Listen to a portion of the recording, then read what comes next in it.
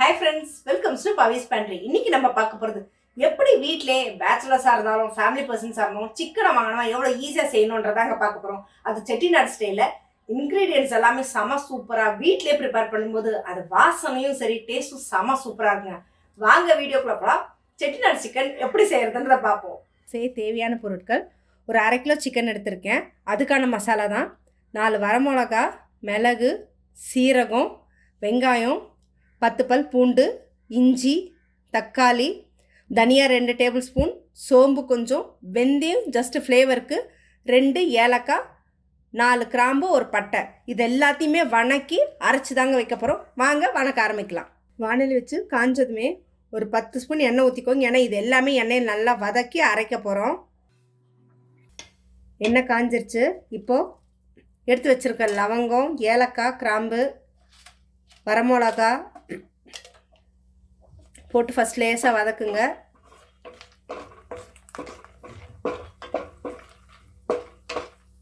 மல்லி, சோம்பு எல்லாமே போட்டுடலாம்.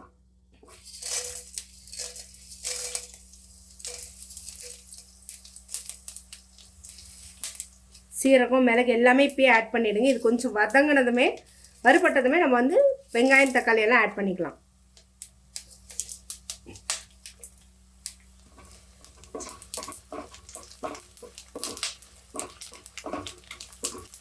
இதை வந்து ஊருங்கெல்லாம் வந்து மண் சட்டியில் வதக்கி வச்சு செய்வாங்க. செம டேஸ்ட்டாக இருக்கும்.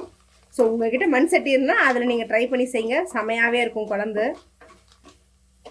இப்போ இந்த ஸ்டேஜில் நம்ம நறுக்கி வச்சுருக்க வெங்காயத்தையும் பூண்டு போட்டுடலாம். இது வதங்கினதுக்கு அப்புறமா தக்காளி ஆட் பண்ணிக்கோங்க. வெங்காயம் கொஞ்சம் வதங்கட்டும் நல்லா.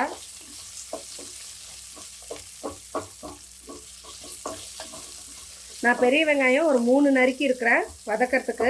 ஏன்னா தேங்காய்லாம் எதுவும் சேர்த்த மாட்டோம். இதுதான் நம்மளோட குழம்போட கன்சிஸ்டன்சியே. நல்லா வதங்கட்டும்.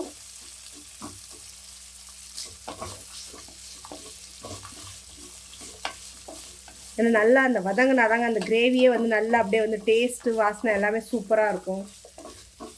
வெங்காயம் மசாலாலாம் அப்படியே வதங்கும்போது வாசனை செம சூப்பராக இருக்குங்க. அந்த மல்லி, சீரகம் எல்லாமே. உங்களுக்கு காரத்துக்கு வேணால் நீங்கள் இன்னும் மிளகாய் எத்தனை வேணுமோ நீங்கள் ஆட் பண்ணிக்கோங்க.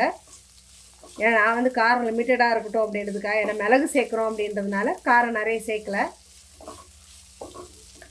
இந்த மாதிரி சளி பிடிச்சிருக்கு, கை காலெலாம் குடைச்சலாக இருக்குது, ஒரு மாதிரி காய்ச்சல் விட்டு விட்டு போகுது அப்படின்ற மாதிரி இருக்கிறவங்களுக்கு இந்த மாதிரி ஒரு சிக்கன் இதை வச்சு நீங்கள் சாப்பிட்டீங்க அப்படின்னா செம்ம சூப்பராக, அந்த கை கால் வலி, நெஞ்சு சளி எல்லாத்துக்கும் சூப்பராக கேட்குங்க. இந்த ஸ்டேஜில் நம்ம நறுக்கி வச்சுருக்கிற 3 தக்காளி, பெரிய தக்காளி ஆட் பண்ணிக்கலாம்.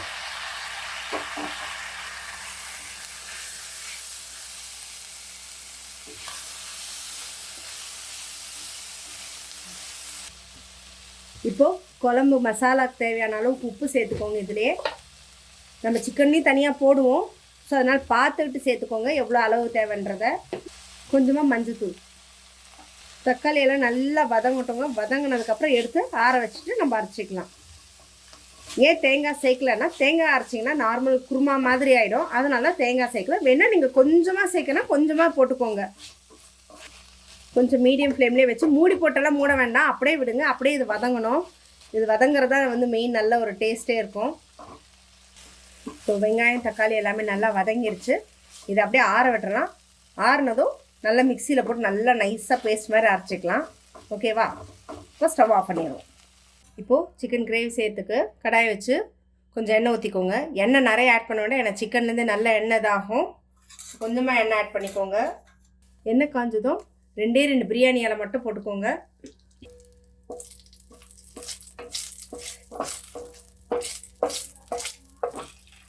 இப்போது எடுத்து வச்சுருக்க வெங்காயத்தை போட்டுக்கலாம்.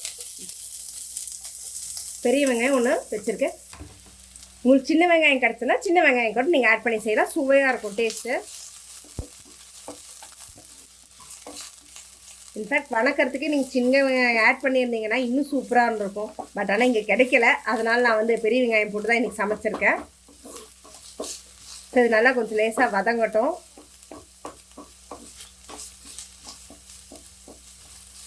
வெங்காயம் வதங்கிடுச்சு. இந்த ஸ்டேஜில் கொஞ்சமாக மஞ்சள் தூள், ஆல்ரெடி நம்ம மசாலாவில் போட்டிருப்போம், இது குழம்புக்கு. ஏன்னா சிக்கனில் பிடிக்கணும் இல்லையா, அதுக்காக கொஞ்சமாக உப்பு, நான் கலருக்காக வெறும் காஷ்மீர் மிளகாத்தூள் கொஞ்சமாக ஆட் பண்ணுறேன். கொஞ்சமாக கரம் மசாலா. இது கொஞ்சம் ஒரு 2 நிமிஷம் நல்லா வதங்கட்டும். இது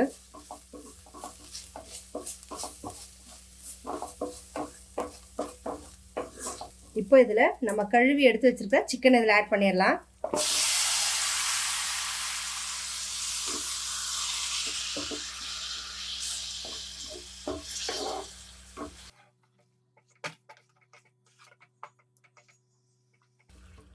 நல்லா மசாலா ஃபுல்லாக இதில் கோட் ஆகிற மாதிரி நல்லா பரட்டி விட்டுக்கோங்க.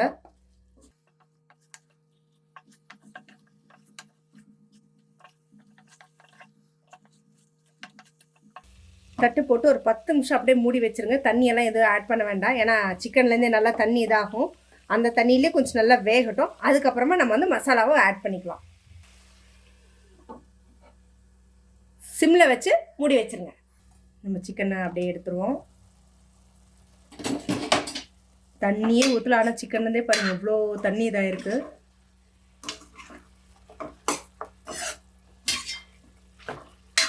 இந்த ஸ்டேஜில் நீங்கள் அந்த மசாலா ஊற்றுனீங்கன்னா தான் அந்த சிக்கனில் நல்லா அந்த கிரேவி பிடிக்கும். நல்லா சிக்கன் ஃபுல்லாக அப்படியே படுற மாதிரி பரப்பி விடுங்க. மூடி போட்டு விட்டுட்டிங்கன்னா அதுலேருந்து அப்படியே அந்த எண்ணெய் ஃபுல்லாக பிரிஞ்சு வருங்க மேலே. அந்த எண்ணெய் பிரிஞ்சு வர வரைக்கும் அப்படியே அதில் சிம்லே வச்சு வேக வச்சுருங்க. தண்ணி எதுவுமே ஆட் பண்ண வேண்டாம். ஏன்னா இதுலேருந்து இந்த மசாலாக்குள்ளேயே எந்த அளவுக்கு வேகுதோ அப்போ தான் வந்து அந்த சிக்கனில் வந்து அந்த எசன்ஸ் ஃபுல்லாக இறங்கி செம்ம சூப்பர் டேஸ்ட்டாக இருக்கும். உப்பு காரம் எதாவது பார்க்குறதா வந்து இந்த ஸ்டேஜில் பார்த்துட்டு நீங்கள் வந்து ஆட் பண்ணுறதுனா ஆட் பண்ணிக்கலாம். மூடி போட்டு மூடி வச்சிரும். சிம்லே வைங்க. ஃப்ளேம் ஏற்றிடாதீங்க. ஏன்னா ஃப்ளேம் ஏற்றினீங்கன்னா தீஞ்சிரும். நம்மளோட சிக்கன் எப்படி ஆயிருக்குன்னு பார்ப்போம். வா, சூப்பராக இருக்குங்க.